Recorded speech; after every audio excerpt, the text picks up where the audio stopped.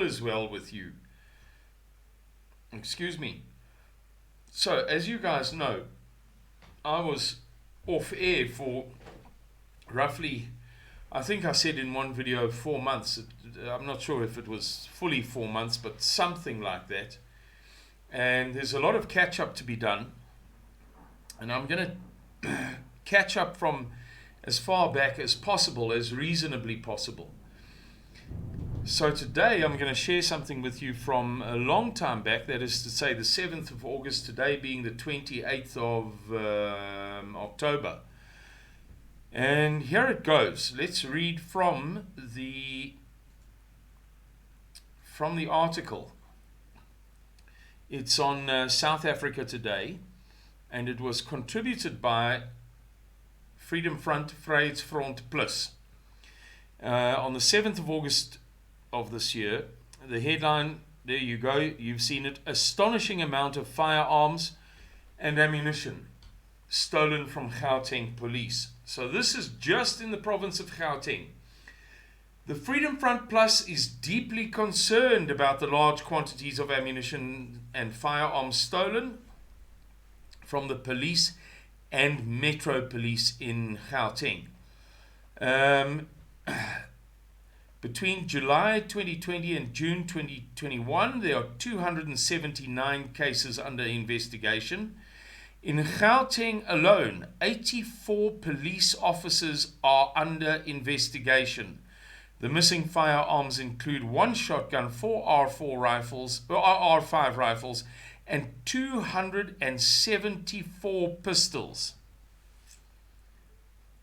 In addition, 1,668 R5 rounds, 575 shotgun rounds, and 1,644 9mm rounds have gone missing. Now, I would put it differently.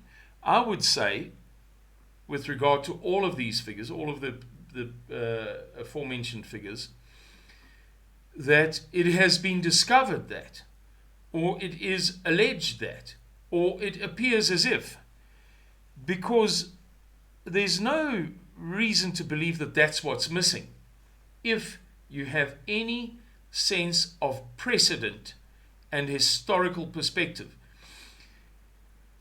you and I both know that whenever it is alleged or claimed or believed that 20 million was stolen, or that 10 rifles were stolen, or that MPs didn't attend their parliamentary duties for 30% of the time, it invariably and inevitably turns out that in fact it was more. More in every way. It was worse and more in both the degree and the extent. You know, 274 pistols. 274 pistols. This is what they're claiming. You and I both know that it's worse than that, and it will turn out to be worse than that.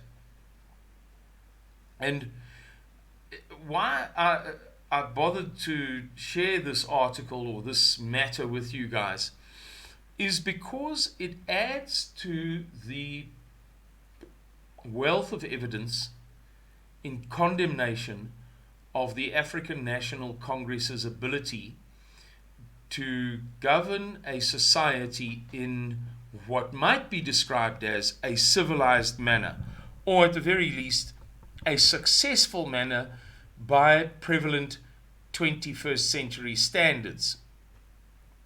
It goes to the narrative that Suidlanders has been pushing for 20 years, or almost 20 years, since Mr. Miller first began saying to people, look, the reality is that as things are set up, as they are, like the story cannot end well.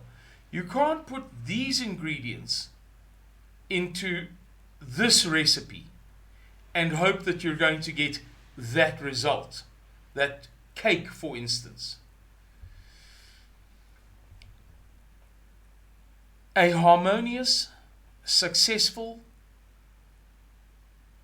improving, ever improving I don't want to use the word progressing because we all know the connotations that word possesses, communist connotations.